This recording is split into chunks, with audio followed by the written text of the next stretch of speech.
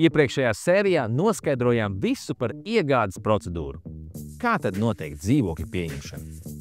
No sākuma satiekamies pie ieejas ēkā. Apskatām tehniskās telpas, elektros sadaldi, siltummezglu, ūdensmezglu, servisu un video novērošanas telpas un kā arī noliktavu, protams, ja tādu klients ir iegādājies. Tālāk mēs dodamies uz dzīvokli. Veicam īpašumu vizuālo apskatu pie ieslēgta dzīvokļa apgaismojuma vai dienas gaišajā laikā.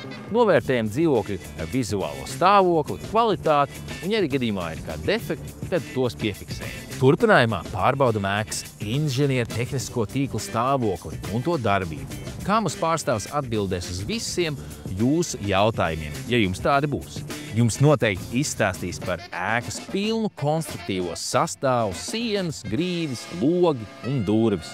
Piefiksējam ūdens, apkurs un elektrības patēriņu skaitītāju rādījumus. Un visbeidzot, no dzīvokļa nodošanas dienas jums sākās 2 gadu garantijas periods, lai jums priecīga dzīvošana jaunajā mājoklī. Tas arī viss no izglītojošajām Kamos stāstu sērijām. Cerams, ka izdevās jums palīdzēt un novēlam jums ātri vien atrast jūsu īsto mājokli.